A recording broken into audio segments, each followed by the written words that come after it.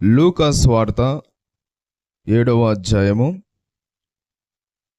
11వ వచనం నుండి 16వ వచనం వరకు చదువుకుందాం. లూకా సువార్త 7వ అధ్యాయము 11వ వచనం నుండి 16వ వచనం వరకు చదువుకుందాం. వెంటనే ఆయన నాయిను అను ఒక ఊరికి వెళ్ళుచుండగా ఆయన శిష్యులను బహు జనసమూహమును ఆయనతో కూడా వెళ్ళుచుండిరి. ఆయన ఊరి గవిని యొద్దకు వచ్చినప్పుడు చనిపోయిన ఒకడు వెలుపలికి మూసుకొని పోబడుచుండెను. అతని తల్లికి అతడొక్కడే కుమారుడు, ఆమె విధవరాలు.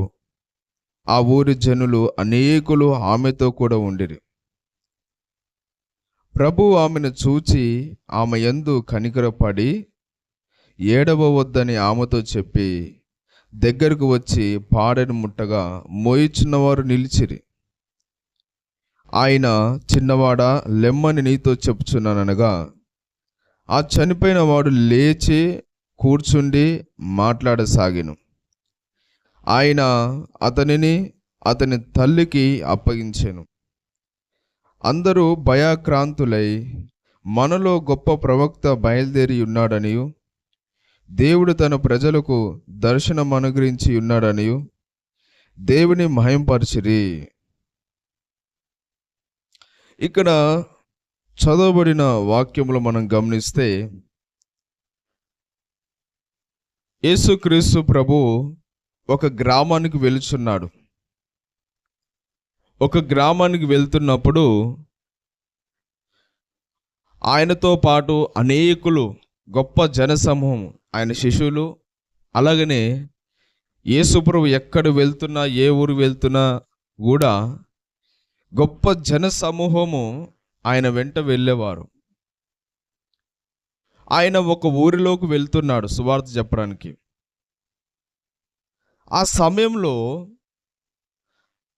ఆ ఊళ్ళో నుండి ఏ ఊరికైతే వెళ్తున్నాడు యేసు ప్రభు, ఆ ఊరిలో నుండి ఒక వ్యక్తిని మోసుకొని వస్తున్నారు. చనిపోయినాడు. ఆ చనిపోయిన వ్యక్తిని పాడ మీద ఊరు బయటకు మోసుకొని వస్తున్నాడు పాతి పెట్టడానికి. ఆ చనిపోయిన ఆ కుమారుడు తల్లి విధవరాలు. ఆ విధవరాలికి ఒక్కడే కుమారుడు. ఆ ఒక్కగానొక కుమారుడు కూడా చనిపోయాడు. ఆమె ఎంతో బాధపడుతుంది. ఆ ఊరు జనులందరూ కూడా ఆమెతో ఉన్నారు. ఆమె ఏడుస్తూ ఉంది. ఒక్కడే కుమారుడు చనిపోయినాడు, ఇప్పుడు నా పరిస్థితి ఎలా, నా పోషణ ఎట్లా, భర్త లేడు, నాకు ఇంకొక వేరే కుమారుడు లేడు, ఎవరు లేరు, ఉన్నగానో ఒక కుమారుడు కూడా చనిపోయాడు, ఇక నేనేం చేయాలనేసి బాధపడుతూ ఏడుస్తూ వస్తుంది. అలాంటి సమయంలో యేసుక్రీస్తు ప్రభు ఆ గ్రామంలోకి వెళ్తున్న ఊరు బయట ఉన్నాడు. ఇక అప్పుడు యేసు ప్రభు ఆమెను చూసి, అమ్మా ఏడవవద్దు అని ఆమె మీద కనికరపడ్డాడంట. కనికరం కలిగిన దేవుడు మన దేవుడు. కనికరపడి ఏడవవద్దు అని చెప్పి ఆ పాడె మోస్తున్న మనుషుల్ని, ఆ పాడని ముట్టగానే ఆ పాడ మీద పడుకున్న ఆ కుమారునితో యేసుప్రభు అంటున్నాడు, ఆ పాడను ముట్టినాడు యేసుప్రభు, ఆ మోస్తున్న వారు దించినారు. యేసుప్రభు అంటున్నాడు ఆ చనిపోయిన కుమారునితోని, కుమారుడా, చిన్నవాడా, లే అని చెప్పగానే ఆ చనిపోయిన కుమారుడు లేచినాడు. చచ్చిన కుమారుడు, చనిపోయిన మనిషి యేసుప్రభు ఒక్క ఆజ్ఞ ఇయ్యగానే, ఒక మాట చెప్పగానే, లెమ్మనగానే లేచి కూర్చుండు. అప్పుడు అక్కడ ఉన్న వాళ్ళందరూ కూడా ఆశ్చర్యపోయినారు. ఇదేంటి చనిపోయిన వారు లేచినాడు, ఇట్లాంటి గొప్ప కార్యాలు మేము ఎప్పుడు చూడలేదే, ఇతను ఒక గొప్ప ప్రవక్త అట్టుంది అనేసి చాలామంది ఆయనను స్తుతించినారు. ఇక్కడ మనం గమనిస్తే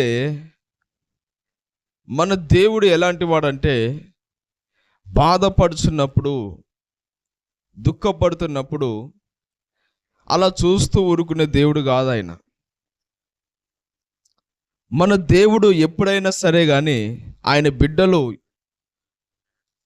కష్టాల్లో ఉన్నప్పుడు, బాధలలో ఉన్నప్పుడు విడిచిపెట్టే దేవుడు కాదు. అందుకని దేవుని వాక్యం ఏం సెలవిస్తుందంటే, తండ్రి విడిచిన తల్లి మరిచిన కూడా నేను నిన్ను మరువను విడవను అనేసి దేవుడు అంటున్నాడు. తల్లి అయిన తన బిడ్డను కానీ మర్చిపోతుందేం కానీ నేను నిన్ను మరువను ఎడబాయను అంటున్నాడు. చూడండి ఎంత గొప్ప దేవుడు మన దేవుడు. అంతము వరకు ప్రేమించే దేవుడు, కనికరము కలిగిన దేవుడు ఆయన, జాలి కలిగిన దేవుడు. ఈ లోకంలో ఎవరు కూడా అలాంటి ప్రేమ కలిగిన వాడు, కనికరం కలిగిన వాడు, జాలి కలిగిన వాడు లేరు. ఆ ఊరోళ్ళందరూ కూడా ఆమెతో ఉన్నారు, ఎదవరాలతోని. కానీ ఏం ప్రయోజనం? ఎవరు కూడా ఆమె కన్నీటిని, బాధను తుడచలేకపోయినారు. అంతమంది ఉన్నాక కూడా ఎవరు కూడా ఆమె కన్నీరు తుడచలేదు, బాధని తీర్చలేదు. కానీ యేసు ప్రభు ఒక్కసారే ఆ కుమారుని బ్రతికించి ఆమె తల్లి చేతికి అప్పగించినాడు.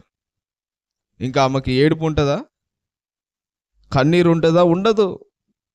నా కుమారుడు మళ్ళా తిరిగి బ్రతికినాడు అనేసి ఎంతో సంతోషించినాలి. ఈ లోకంలో ఎవరు చేయలేని కార్యాలు, ఎవరు చేయలేని అద్భుతాలు, మనుషులకు కాని పనులు, మనుషులకు కాని కార్యాలు కేవలం యేసు ప్రభు మాత్రమే చేయగలిగిన శక్తిమంతుడైన.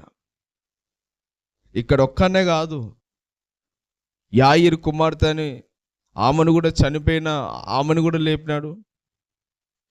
అలాగనే చనిపోయిన లాజరును కూడా బ్రతికించినాడు. ఇలాగున ఎంతో మంది యేసుక్రీస్తు ప్రభు చనిపోయిన వారు లేపినాడు, కుష్ఠరోగులను బాగు చేసినాడు, గుడ్డి వాళ్ళ మీద కనికరపడ్డాడు, దయ్యం పట్టిన వారిని దయ్యాలు వెలగొట్టినాడు. ఎన్నో అద్భుతాలు చేసి ప్రజల బాధ నుంచి విడిపించినాడు. దుఃఖపడుతున్న వారిని ఓదార్చినాడు, బాధపడుతున్న వారిని బలపరిచినాడు, రోగాలతో పీడింపబడుతున్న వారిని విడిపించినాడు, దయ్యాలతో పీడింపబడుతున్న వారిని విడిపించినాడు ఆయన. మన దేవుడు ఎప్పుడైనా కూడా ఏం చేస్తాడంటే విడిపిస్తాడు. ఆయన ఏం చేస్తాడు? సాతాను బంధకాల నుంచి విడిపిస్తాడు. సాతాను గాడేం పీడిస్తాడు, పడగొడతాడు, చెడగొడతాడు, నాశనం చేస్తాడు. మనుషులోకి దూరి వాడు మనుషులని గలిబిలి చేస్తాడు, గందరగోళం చేస్తాడు, సమాధానం లేకుండా చేస్తాడు, నెమ్మది లేకుండా చేస్తాడు, రోగాల పాలు చేస్తాడు, నిందల పాలు చేస్తాడు, బాధలు కష్టాలు తెస్తాడు, పిప్పి పీడి చేస్తాడు వాడు. కానీ యేసు ప్రభు మాత్రము ఆ బంధకాల నుంచి విడిపిస్తాడు మనల్ని. దేవునికి స్తోత్రం. బాధల నుంచి విడిపిస్తాడు, కష్టాల నుంచి, కన్నీటి నుంచి, రోగాల నుంచి. ఆయనకు నమ్మకంగా ఉన్న వారిని, ఆయన దగ్గరకు వచ్చిన వారిని ఖచ్చితంగా ఆయన వాళ్ళ మీద జాలి కనికరం పడి విడిపించే దేవుడు ఆయన. ఈరోజు ఎవరు కూడా లేరండి ఆ విధంగా. ఆయన ప్రేమ కలిగిన వాడు, కనికరం కలిగిన వాడు ఆయన. మనుషులు ఎలాంటి వాళ్ళంటే అన్నీ ఉన్నప్పుడు వస్తారు మన దగ్గరికి. అన్నీ మన దగ్గర ఆరోగ్యం మంచి ఉన్నప్పుడు, డబ్బు ఉన్నప్పుడు, మంచి పదవులు ఉన్నప్పుడు, సిరి సంపదలు ఉన్నప్పుడు, అన్నీ ఉన్నప్పుడు మన బంధువులు కానీ, స్నేహితులు కానీ, రక్త సంబంధికులు కానీ, ఇరుగు పొరుగు వారు కానీ అందరూ వస్తారు, మాట్లాడతారు, మంచిగా ఉంటారు. కానీ నీకు ఏది లేదనుకోండి, నువ్వు మూలన పడ్డావు అనుకోండి, ఎవరు కూడా నీ దగ్గరికి రారు, మాట్లాడరు, చూడరు. ఈ లోకంలో ఉన్న సమాజము, ఈ లోకంలో ఉన్న మనుషులు అలాంటి వాళ్ళు. అన్నీ ఉన్నప్పుడే ఒక తీరుగా చూస్తారు, ఏది లేనప్పుడు ఇంకొక తీరుగా చూస్తారు. ఈ లోకమే అలాంటిది. బెల్లం ఎక్కడైతే ఉంటుందో ఈగలు అక్కడ ఉన్నట్టుగా మీకు ఏదైతే అన్నీ ఉంటాయో అందరూ వస్తారు. మీ దగ్గర ఏది లేదనుకోండి, ఎవరు కూడా మీ దరిన రారు. అందుకని మనుషులు నమ్ముకోవద్దు, మనుషుల వైపు చూడకూడదు, మనుషులని ఆధారం చేసుకోవద్దు. ఏ మనిషి కూడా నీ బాధని తీర్చలేడు.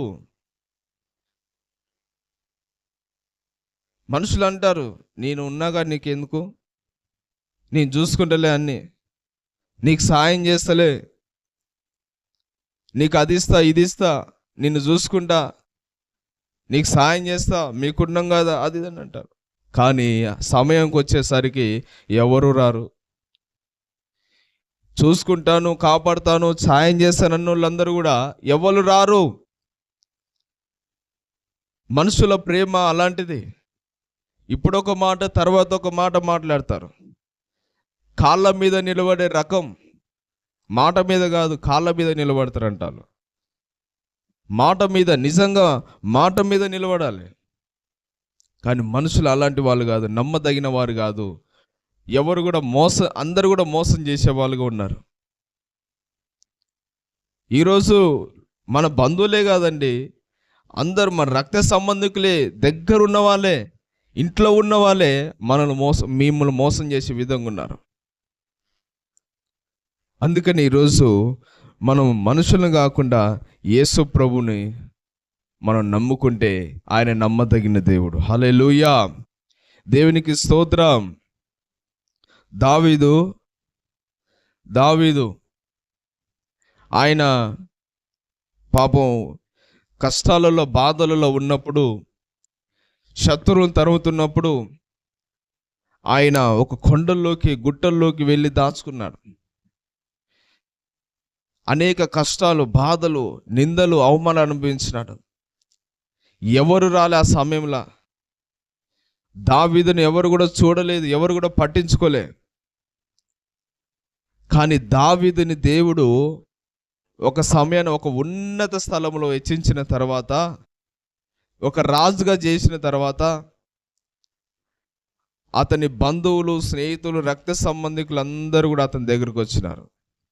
వచ్చి, దావీదు, మేము మీ బంధువులము, మీ రక్త సంబంధికులము, మీ పూర్వీకులము, మీ స్నేహితులము, మీ తండ్రికి సంబంధించిన వాళ్ళం అనేసి వచ్చినారు. ఏది లేనప్పుడు వచ్చారా? ఆ కష్టాలలో ఏమైనా ఆదుకున్నారా? కష్టాలు తీర్చారా? కష్టాలు తీర్చలేదు, బాధలు తీర్చలేదు, పైగా ఇంకా నిందలు, అవమానాలు. కానీ అన్నీ ఉన్నప్పుడు దేవుడు గొప్పగా దావీదుని ఆశీర్వదించిన తర్వాత, నేను నీ బంధువును, నీ రక్త సంబంధికుని, నీ స్నేహితునని వచ్చినారు. చూడండి మనుషుల ప్రేమ ఎలాంటిదో.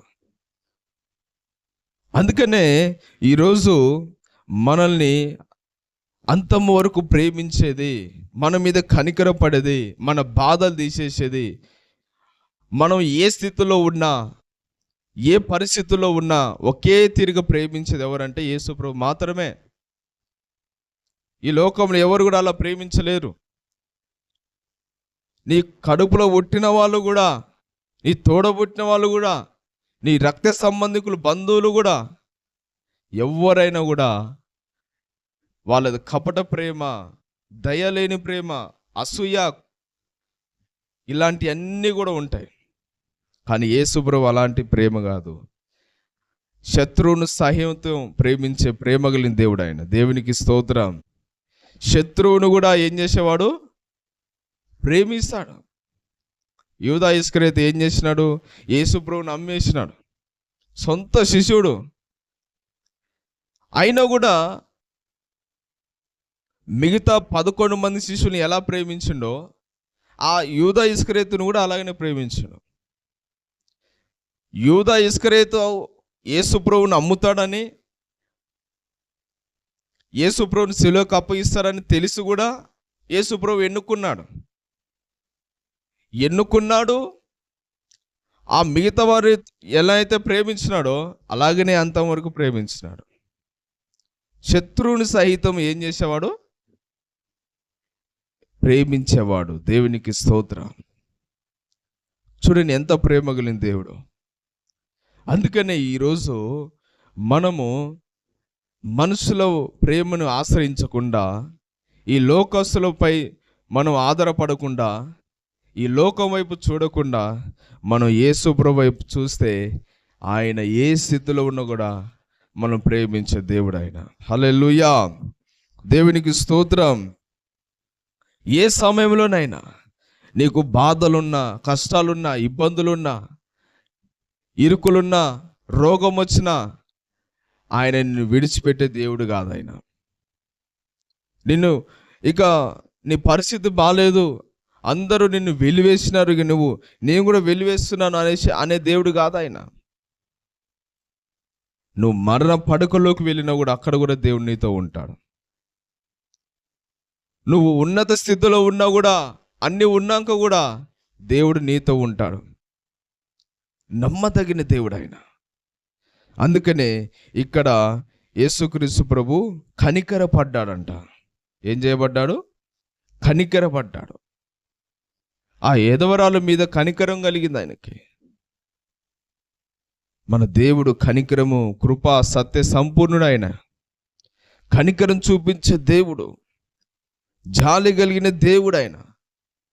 ఆయన నమ్మిన వారు, ఆయన ఆశ్రయించిన వారు బాధలతో, ఇబ్బందితో ఉంటే ఆయన చూస్తూ ఆయన ఆనందించే దేవుడు కాదు. ఇప్పుడు మన పిల్లలు ఉన్నారు, ఆ పిల్లలు బాగా ఆ దుఃఖంతో, బాధలతో, ఏడుపుతో ఉంటే మనకు బాధ అనిపించదా? అనిపిస్తుంది. అయ్యో నా కుమారుడు, నా కుమార్తె ఇట్లా ఏడుస్తున్నారు, ఇంత బాధ పడుతున్నారు, కష్టపడుతున్నారు అనేసి మనకి జాలి, ఒక కనికరం పుడుతుంది. మరి మనమే ఇంత పడుతున్నప్పుడు మనందరిని కలిగించిన సృష్టికర్త అయిన దేవుడు మరి ఇంకెంత జాలి పడాలి, ఇంకెంత ప్రేమిస్తున్నాడు ఆయన. అది గమనిస్తున్నామా? మనుషుల ప్రేమ కంటే ఇంకా ఆయన ప్రేమ ఎంతో ఉన్నతమైనది, ఎంతో శ్రేష్టమైనది, ఎంతో ప్రేమిస్తున్నాడు ఆయన. చాలామంది ఏమనుకుంటారంటే దేవుడు నాకు తోడుగా లేడు, దేవుడు నా ప్రార్థన వింటలేడు, ఇన్ని కష్టాలు వస్తున్నా, ఇన్ని బాధలు వస్తున్నా, ఇన్ని నిందలు వస్తున్నా కూడా దేవుడు ఎందుకు చూస్తలేడు, దేవుడు నాతో లేడట్టుంది అని చాలామంది కృంగిపోతారు. కానీ దేవుని వాక్యం చెప్తుంది, ఆయన నిన్ను విడువడు, ఎడబాయడు అని వాగ్దానం చేసిన దేవుడు. హల్లెలూయా. అంతము వరకు ప్రేమించే దేవుడు ఆయన. నిన్న నేడు ఒకే రీతిగా ఉన్న దేవుడు ఆయన. ఈరోజు అందుకనే మనము యేసు ప్రభు ఆయన కనికరం కలిగిన దేవుడని ఇక్కడ దేవుని యొక్క వాక్యం సెలవిస్తుంది. సాతాను బంధకాల నుంచి విడిపించినాడు. అలాగనే ఇక్కడున్న శరీరపరమైన రోగాల నుంచి కూడా యేసు ప్రభు స్వస్థపరిచినాడు. మన దేవుడు మేలు చేసే దేవుడు, మన దేవుడు ప్రేమించేవాడు, కృప చూపించేవాడు, బాధపడుతున్న వారిని విడిపించేవాడు, బాగు చేసేవాడు, స్వస్థపరిచేవాడు. కానీ ఎవ్వరు కూడా కీడు చేసే దేవుడు కాడు. కీడు చేస్తాడు ఆయన? మేలు చేసే దేవుడు కానీ కీడు చేసే దేవుడు కాడు ఆయన. మన దేవుడు రక్షించే దేవుడు కానీ ఆయన శిక్షించే దేవుడు కానేగాడు. తల్లిదండ్రులైనా, బంధువులైనా మనం విడిచిపెట్టిపోతాను. కొన్ని సందర్భాలలో మనకున్న పరిస్థితిని బట్టి, ఇబ్బందులు బట్టి విడిచిపెట్టిపోతారు, మాట్లాడరు. నీ కర్మ అంతేగా అనేసి అంటారు. కానీ దేవుడు దాన్ని మార్చగలిగిన శక్తి కలిగిన దేవుడు ఆయన. హల్లెలూయా. ఆయనకు అసాధ్యమైనది ఏది కూడా ఈ లోకంలో లేనే లేదు. అందుకనే ఆయనను మనం స్తుతించి ఆరాధించాలి. ఆయన మీద ఆధారపడాలి. ఆయన మనల్ని ఏ స్థితిలో ఉన్నా కూడా, ఏ పరిస్థితులు ఉన్నా, ఎప్పుడైనా ఎక్కడైనా కూడా ఆయన మనం ప్రేమించే దేవుడు. అందుకనే ఈరోజు ఇక్కడున్న ఎదవరాల మీద ఆయన కనికర పడినట్లుగా దేవుని యొక్క వాక్యం సెలవిస్తుంది. ఆ చనిపోయిన కుమారుని బ్రతికించిన. చాలామంది అంటారు, చనిపోయిన కుమారుని కానీ లాజర్ని కానీ అందరిని బ్రతికించినాడు కదా, మరి చచ్చిపోయిన వాళ్ళందరూ లేపొచ్చు కదా అంటారు. అలా లేపితే ఈ భూమి అంతా సరిపోదుగా. ఆ సందర్భంలో, ఆ సమయంలో ఆయన బాగు చేసినాడు అంతే. అందరిని అట్లా లేపుకుంటూ పోతే దేవుడు ఈ భూలోకమే నిలవదు. దేవుడు ఒక సాక్షిగా ఉండడానికి మాత్రమే అక్కడ ఆ కార్యం జరిగించాడు. అది జరిగించాడు కాబట్టి ఇక్కడ వాక్యంలో రాయబడింది. ఆ సందర్భాన్ని బట్టి ఆయనకి ఇష్టమైన వాళ్ళు లేపుతాడు ఆయన. అందుకనే ఈరోజు మనం దేవుని యొక్క కనికరం ఎలాంటిదంటే, మనల్ని అంతము వరకు కూడా మనల్ని కనికరించే దేవుడు ఆయన. ఒక చంటి బిడ్డని ఎలాగైతే తల్లి కాపాడుతుందో అంతకన్నా ఎక్కువ మనల్ని కాపాడే దేవుడు ఆయన. హల్లెలూయా, దేవునికి స్తోత్రం. కాబట్టి ఆయన కనికరం కలిగిన దేవుడు కాబట్టి ఆయనని మనం స్తుతించుదాము, అంతవరకు నమ్మకంగా ఉందాము. దేవుడు ఈ మాటలు దీవించి ఆశీర్వదించును గాక. ఆమేన్.